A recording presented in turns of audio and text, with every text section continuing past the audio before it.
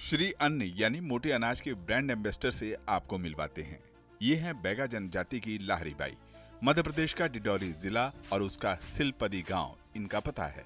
आसपास के क्षेत्र में इनका पता मोटे अनाज के बीज भंडार के रूप में बन चुका है।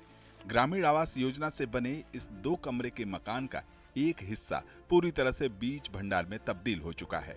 यहाँ कुटकी, सनवा, मड़िहा, कूडू जैसे दुर्लभ और छोटे मोटे अनाज के बीज सहित कुल 150 किस्म से ज्यादा बीज हैं।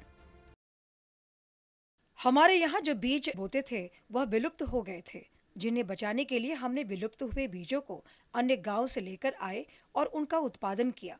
किसानों को बीज बांटे और फसल आने पर उन्हें वापस लिया, जिसके बाद आज 16 तरह के विलुप्त बीजों को फिर से वापस पा लिया है।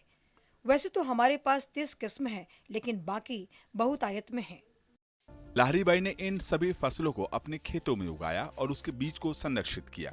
इनका ये सफर अब 1 दशक से ज्यादा का हो चुका है।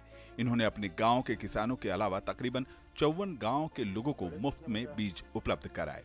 मोटे अनाज के संरक्षण और संवर्धन की दिशा में लाहरी बाई के योगदान को देखते हुए ढिंडोरी के जिला अधिकारी विकास मिश्रा ने इनका नाम भारतीय कृषि अनुसंधान के जोधपुर केंद्र में स्कॉलरशिप के लिए भेज दिया है।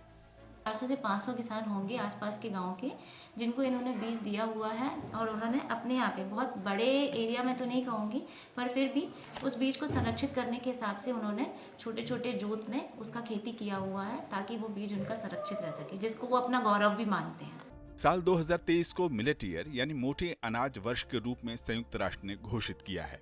अंतर्राष्ट्रीय स्तर पर मोटे अनाज को बढ़ावा देने के लिए प्रधानमंत्री मोदी का ये मिशन अब भारत के एक छोटे से गांव में रहने वाले लाहरी बाई से लेकर दुनिया के बड़े बड़े देशों में भी छा रहा है।